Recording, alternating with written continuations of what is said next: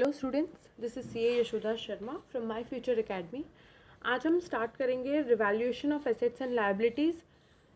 एक बहुत बहुत बहुत इम्पॉर्टेंट टॉपिक जो आगे के चैप्टर्स में बहुत बड़ा रोल प्ले करता है।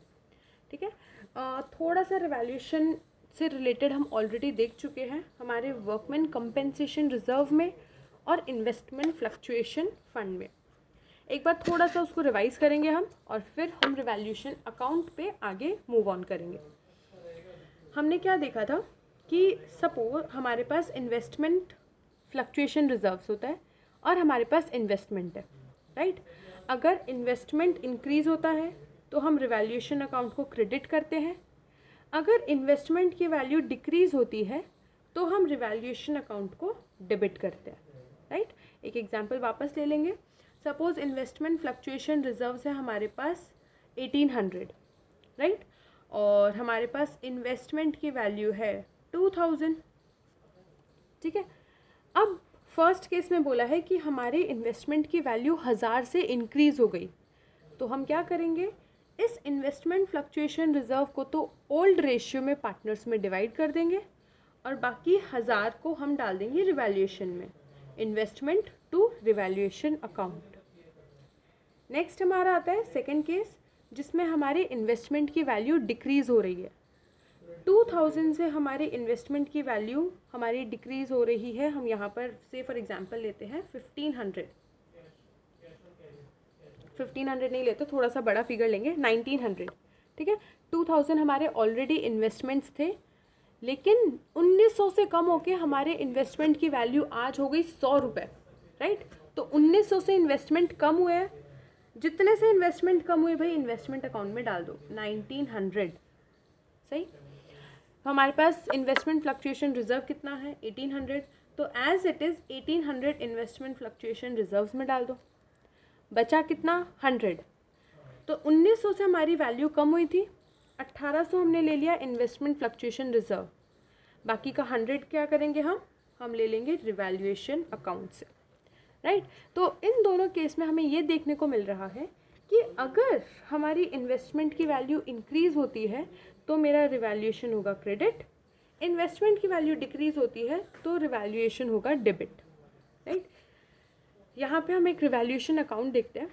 रिवैल्यूएशन अकाउंट पढ़ने से पहले एक चीज़ ध्यान रखो स्टूडेंट्स, रिवैल्यूएशन अकाउंट हमारे एसेट्स और लायबिलिटीज़ को रिवैल्यू करता है। जैसा हमने यहाँ पे देखा कि इन्वेस्टमेंट की वैल्यू 2000 से 3000 हो गई, 1000 बढ़ गई, तो हमने रिवैल्यूएशन में डाल दिया कि भाई हमारे एसेट की वैल्यू इंक्रीज़ हो रही है। तो जब भी एसेट्स या लायबिलिटीज़ की वैल्यू इंक्रीज़ या डिक्रीज़ होती है तो वो जाता है रिवैल्यूएशन अकाउंट में, राइट। तो यहाँ पे मैंने स्माइली बनाई है, यानी फर्म के लिए कुछ भी अच्छा होगा तो कहाँ पे जाएगा, क्रेडिट होगा। फर्म के लिए कुछ खराब होगा तो कहाँ जाएगा, debit side of revaluation account. अब अच्छा किस केस में हो सकता है, जब फर्म के एसेट्स की वैल्यू इंक्रीज़ होती है। अगर फर्म के एसेट्स की वैल्यू इंक्रीज़ होगी तो वो फर्म के लिए अच्छी बात है। तो यहाँ पर क्या जाएगा, इंक्रीज़ इन इन्वेस्टमेंट, राइट। हम यहाँ पे इंक्रीज़ इन इन्वेस्टमेंट नहीं लिखते और सॉल्व करते टाइम हम खाली इन्वेस्टमेंट लिखते हैं, पर एक बार समझने के लिए इंक्रीज़ इन इन्वेस्टमेंट फर्म के लिए अच्छा है, राइट। तो कहाँ पे लिख दिया, क्रेडिट साइड। अगर फर्म की लायबिलिटी डिक्रीज़ हो रही है तो भी फर्म के लिए अच्छा है कि फर्म पे जो भार था, जैसे सपोज लोन पे करना था या फर्म का कैपिटल है, फर्म का कैपिटल भी एक तरीके से लायबिलिटी होती है।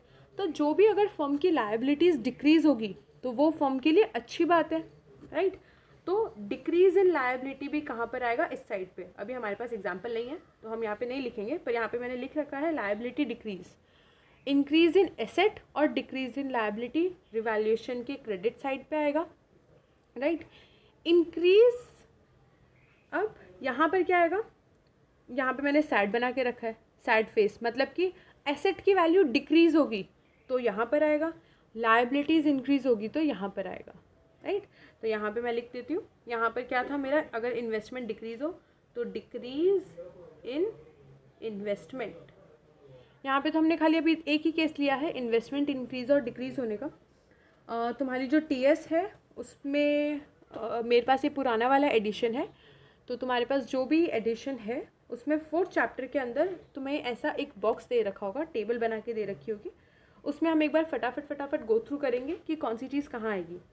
For increase in value of asset, अगर वैल्यू ऑफ एसेट इंक्रीज होती है तो हम कहाँ लिखते हैं, क्रेडिट साइड, राइट। तो अगर मैं इसकी जनरल एंट्री पूछूं तो इसकी जनरल एंट्री क्या होगी, एसेट इन्वेस्टमेंट टू रिवैल्यूएशन, ये होता है बाय का साइड और ये होता है टू का साइड, राइट। तो अगर कोई चीज़ इस साइड पे आ रही है तो उसकी जनरल एंट्री क्या होगी, इन्वेस्टमेंट टू रिवैल्यूएशन। तो यानी जब भी हमारे लिए अच्छा होता है, फॉर्म के लिए कुछ अच्छी चीज़ होती है, तो जनरल एंट्री में रिवैल्यूएशन कहाँ पर आएगा, क्रेडिट साइड पे। ये चीज़ को लर्न नहीं करना है, ये चीज़ ऐसे ही होती है, लेकिन एक बार जैसे जैसे हम प्रैक्टिस करेंगे ये चीज़ तुम्हें अपने आप पता चलती जाएगी। तो जब भी हमारे लिए कुछ अच्छा होगा, रिवैल्यूएशन कहाँ पर आएगा, क्रेडिट साइड। अगर मैं इसकी जनरल एंट्री करूँ, डिक्रीज इन इन्वेस्टमेंट, तो इसकी एंट्री कैसे होगी, रिवैल्यूएशन टू इन्वेस्टमेंट, डेबिट। अगर हमारा रिवैल्यूएशन डेबिट साइड पे आता है, डेबिट अगर हमारा रिवैल्यूएशन होता है तो हम उसको बोलेंगे कि हमारे फॉर्म के लिए कुछ खराब हो रहा है, राइट। तो ये हमारी जनरल एंट्री हो गई। यहाँ पे जो पूरा टेबल दे रखा है हम उसको एक एक करके सॉल्व करेंगे। For increase in value of investment asset, तो क्या होगा, एसेट्स टू रिवैल्यूएशन। यहाँ पे क्या होगा, हम increase in value of asset अच्छा है तो एसेट की वैल्यू भी इंक्रीज हो रही है और रिवैल्यूएशन हो गया credit. For decrease in value of assets, तो क्या होगा, रिवैल्यूएशन डेबिट और asset credit, revaluation to assets. For increase in amount of liability, liability और ज़्यादा बढ़ रही है तो हम क्या करेंगे, लायबिलिटी को क्रेडिट, राइट। एसेट अगर और बढ़ते हैं तो हम एसेट को करते हैं डेबिट। लायबिलिटी क्योंकि क्रेडिट अकाउंट होता है तो लायबिलिटी अगर इंक्रीज होगी तो लायबिलिटी होगी क्रेडिट। तो क्या हो रहा है, increase in amount of liability, तो revaluation to liability. Decrease in amount of liability, liability decrease हो रही है तो liability account debit to revaluation, right. For recording unrecorded asset, ऐसे एसेट्स जो अभी तक हमारी बुक में नहीं दिख रहे, तो वो तो हमारे लिए एक तरीके से नए एसेट ही आ रहे हैं, हमने अभी तक उसको बैलेंस शीट में नहीं दिखाया, तो हमारी एसेट की वैल्यू इंक्रीज हो रही है, हमारे एसेट्स बढ़ रहे हैं, तो एसेट क्या होगा, डेबिट, और सामने आ जाएगा रिवैल्यूएशन। अनरिकॉर्डेड लायबिलिटी, लायबिलिटी अभी तक हमने रिकॉर्ड नहीं की, लायबिलिटी होती है क्रेडिट, तो इसमें हम कर देंगे revaluation to credit. Revaluation account से सोचा जाए तो लायबिलिटी इंक्रीज हो रही है, हमारे लिए ख़राब बात है, इसीलिए हम रिवैल्यूएशन को करेंगे डेबिट। तो स्टूडेंट्स यहाँ पर तुम दोनों फैक्टर से सोच सकते हो, एसेट और लायबिलिटी के फैक्टर से भी और रिवैल्यूएशन के फैक्टर से भी, कि एसेट बढ़ रहा है तो एसेट तो डेबिट ही होना चाहिए, राइट। और तो इस केस में हो जाएगा हमारा एसेट टू रिवैल्यूएशन। मैं रिवैल्यूएशन अकाउंट के अगर अकॉर्डिंग सोचूं, इंक्रीज इन एसेट, तो हमारे लिए इंक्रीज इन एसेट अच्छी बात है, इसीलिए रिवैल्यूएशन होगा क्रेडिट। जब भी हमारे लिए अच्छा होगा, स्माइली बनेगा, तो हमेशा रिवैल्यूएशन क्या होगा, क्रेडिट। जब भी हमारे लिए कुछ सैड न्यूज़ होगी तो रिवैल्यूएशन होगा डेबिट। दोनों फैक्टर से सोच सकते हो, एसेट लायबिलिटी से भी और रिवैल्यूएशन अकाउंट से भी, राइट। यहाँ तक ये चीज़ बहुत ही अच्छी तरीके से क्लियर होनी चाहिए। ये टेबल को अच्छी तरीके से थरो करो। उसके बाद फिर हम नेक्स्ट चलते हैं, एक्सपेंसेस ऑफ फर्म। एक्सपेंसेस, अब फर्म जब रिवैल्यूएशन होता है तो फर्म कुछ एक्सपेंसेस करती है। अब रिवैल्यूएशन अपने आप तो हो नहीं जाएगा, राइट। तो रिवैल्यूएशन करते टाइम फर्म अपने एसेट्स और लायबिलिटी को रीवैल्यू करती है, तब फर्म के कुछ एक्सपेंसेस होते हैं, ठीक है। अब वो एक्सपेंसेस या तो फर्म इनकर कर सकती है या फिर पार्टनर इनकर कर सकता है, फर्म पे कर सकती है या पार्टनर पे कर सकता है, ठीक है। ये बात याद रखना, फर्म और पार्टनर दोनों अलग अलग एंटिटी है, राइट। अगर फर्म के बिहाफ में, मतलब पे करना था फर्म को, लेकिन पार्टनर ने पे कर दिया, पे करना था फर्म को, लेकिन पार्टनर ने पे कर दिया, तो पार्टनर क्या बोलेगा, भाई मैंने तेरे बिहाफ में पे किया है, लाओ मुझे पैसा दो, राइट। अगर पे करना था पार्टनर को लेकिन फर्म ने पे कर दिया, तो फर्म बोलेगी कि भाई हमने तुम्हारे बिहाफ में पे किया है, हमें पैसा दो, राइट। तो यहाँ पर ऐसा होता है कि किसी और को पे करना होता है लेकिन पे कोई और कर देता है। तो इन केसेस में किस तरीके से हम इसको रिकॉर्ड करेंगे, किस तरीके से हम जनरल एंट्री पास करेंगे, उसको हम देखेंगे। तो यहाँ पे हम फर्स्ट केस लेते हैं, expenses incurred by partner, incurred by firm, paid by partner. कुछ एक्सपेंसेस थे जो इनकर किए हैं फर्म ने, मतलब फर्म का ही खर्चा है लेकिन पार्टनर ने पे कर दिया। तो इस केस में फर्म पार्टनर को क्या बोलेगी कि भाई तूने पे किया है, मैं तेरे को बाद में दे दूँगा। तो बाद में देने के लिए हम फर्म क्या करेगी, उसके कैपिटल अकाउंट को क्रेडिट कर देगी, राइट। फर्म अगर पार्टनर को बोलती है कि मैं तेरे को बाद में पे करूँगा, जैसे हम सैलरी की बात करते हैं, इंटरेस्ट की बात करते हैं, तो यही होता है ना कि सैलरी अगर पार्टनर को देनी है तो फर्म बोलती है कि मैं बाद में पे करूँगी, तो उसके लिए हम क्या करते हैं, कैपिटल अकाउंट को क्रेडिट कर देते हैं, फर्म की लायबिलिटी बढ़ जाती है।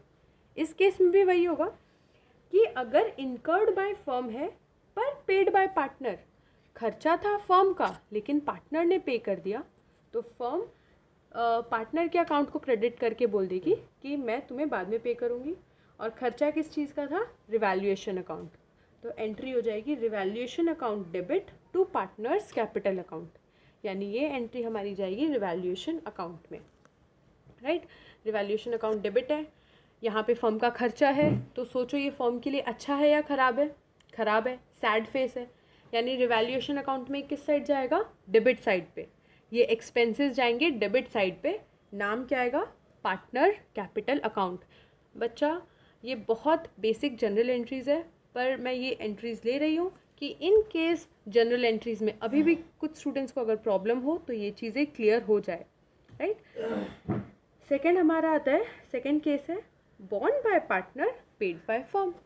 बॉन्ड बाय पार्टनर मतलब पार्टनर ने बोला ये खर्चा मेरे नाम, ये खर्चे की जिम्मेदारी मेरी, यानी वो खर्चा अब एक्चुअल में किसका हो गया, पार्टनर का, लेकिन पार्टनर के पास पैसे नहीं थे। हमारे साथ भी ये चीज़ होता है ना कि सपोज़ हम कहीं बाहर जा रहे हैं, तो हमने बोला कि ये जो भी खाने पीने का खर्चा होगा वो मेरे नाम है, ठीक है, पर देखा तो पैसे नहीं है, तो हम क्या करते हैं, किसी और से एक बार बोरो करते हैं और पे कर देते हैं। यहाँ पर भी वही है, पार्टनर ने बोला कि ये खर्चा मेरे नाम है लेकिन पार्टनर के पास पैसे नहीं थे, तो फर्म ने पे कर दिया। फर्म ने पे किया मतलब फर्म का कैश जा रहा है, तो इसलिए आ जाएगा टू कैश। हमने देखा हुआ है, तब कैश आता है तो हम कैश को डेबिट करते हैं, तब कैश जाता है तो हम कैश को क्रेडिट करते हैं। तो क्योंकि फर्म ने पे किया तो हम फर्म की बुक्स बना रहे हैं, फर्म की बुक्स में हम लिखेंगे to cash. Bond by partner, partner को डेबिट करेंगे क्योंकि हमने पार्टनर को क्या बोला कि भाई तेरे से लेना बाकी है। जब पार्टनर को देना बाकी होता है तो हम क्या करते हैं, क्रेडिट। जब पार्टनर से लेना बाकी होता है तो हम पार्टनर को करते हैं डेबिट। बहुत सिंपल सी चीज़ है, राइट। अब third case, simplest of all, incurred by firm and paid by firm. Firm का ही खर्चा था, फर्म ने पे कर दिया। जब भी फर्म का खर्चा होता है तो हमेशा रिवैल्यूएशन अकाउंट डेबिट होता है। यहाँ पर भी देखो, इनकर्ड बाय फर्म मतलब फर्म ने बोला कि भाई ये मेरा खर्चा है, तो फर्म का जब खर्चा होगा तो रिवैल्यूएशन अकाउंट डेबिट होगा। यहाँ पर भी है इनकर्ड बाय फर्म, तो रिवैल्यूएशन अकाउंट डेबिट, और फर्म ने ही पे किया तो यहाँ पर आ जाएगा टू कैश, राइट।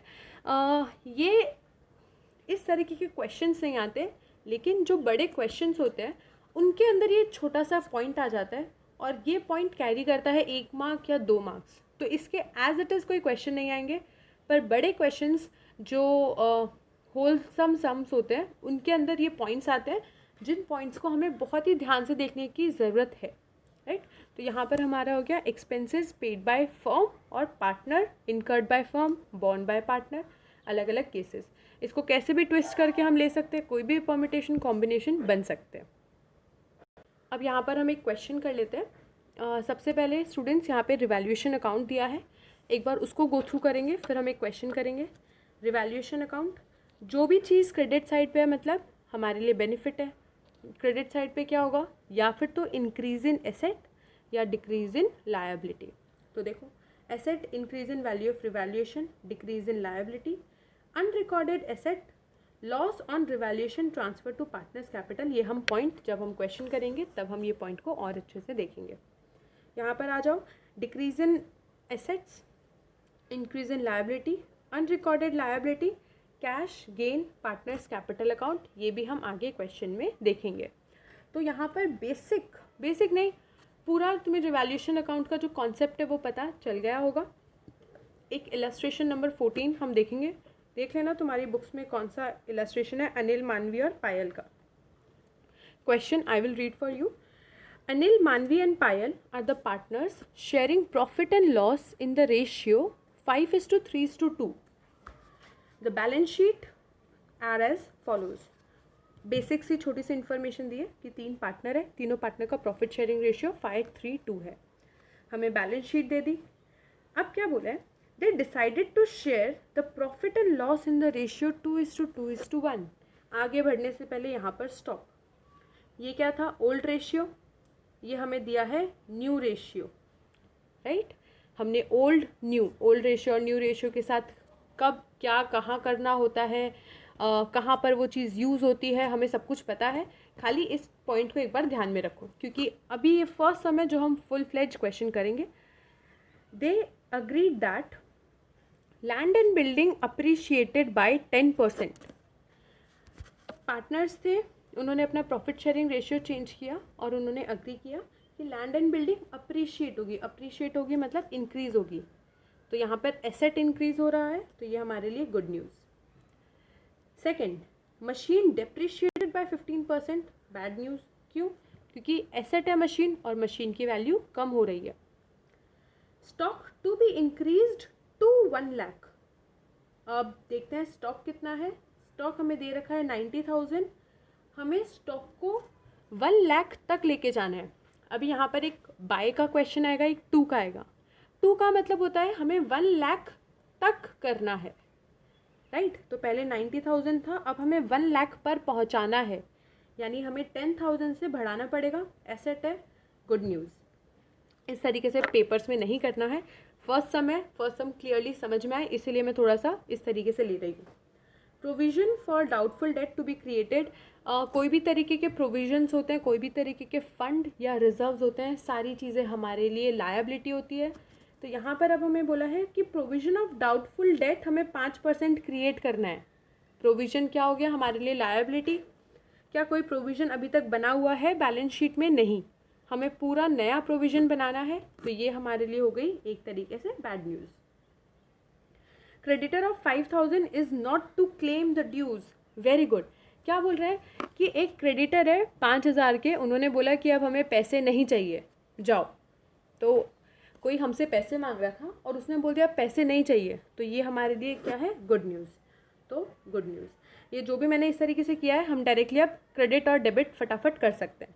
फटाफट नहीं करना, जैसे जैसे तुम पॉइंट्स पढ़ते जाओ वैसे वैसे तुम्हें रिवैल्यूएशन करते जाना है, वैसे वैसे जनरल एंट्री बनाते जानी है, ठीक है। A claim on the account of workman compensation is estimated at 10,000. इस पॉइंट को हम कंसीडर करेंगे। An expense of 2,000 was to be paid by firm। ठीक है, क्या करेंगे अभी हम? सबसे पहले ऊपर वाली की एंट्रीज देख लेंगे, फिर 6th और 7th पॉइंट पे आते हैं। Land and building, good news है, यानी रिवैल्यूएशन अकाउंट यहाँ पर क्या होगा, क्रेडिट।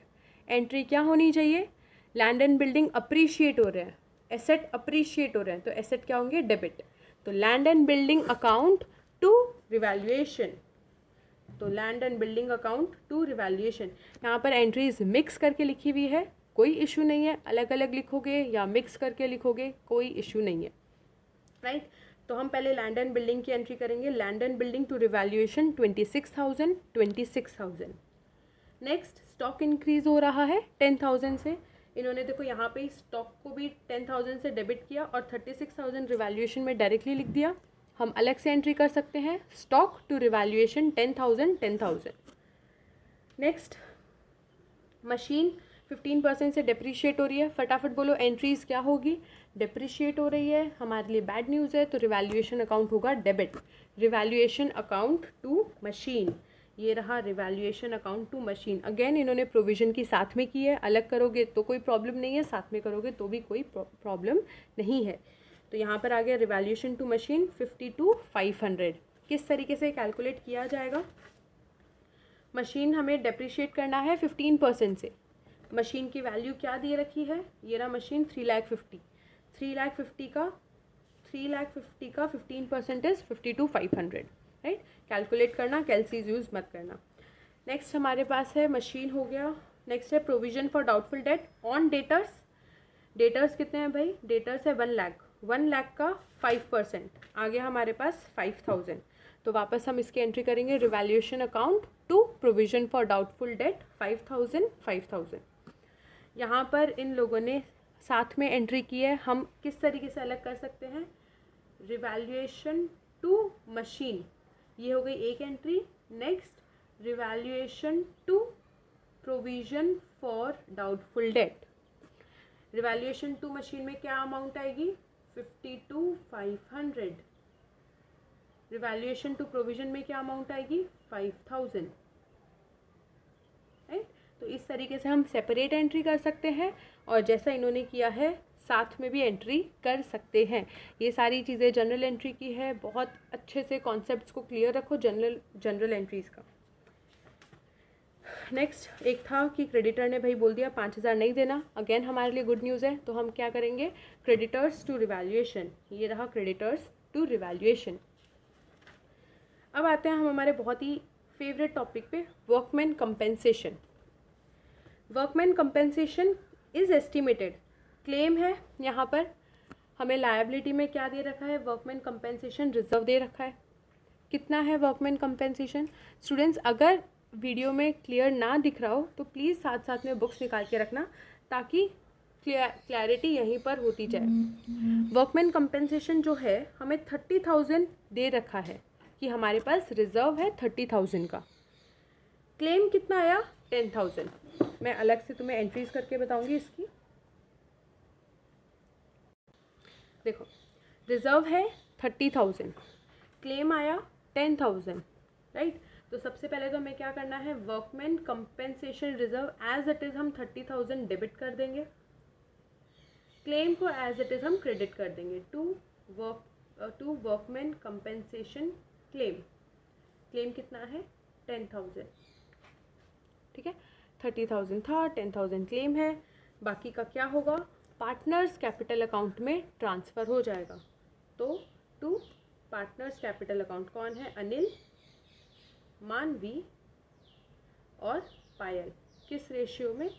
ओल्ड रेशियो में। कितना? 20,000 5:3:2 में डिवाइड होगा।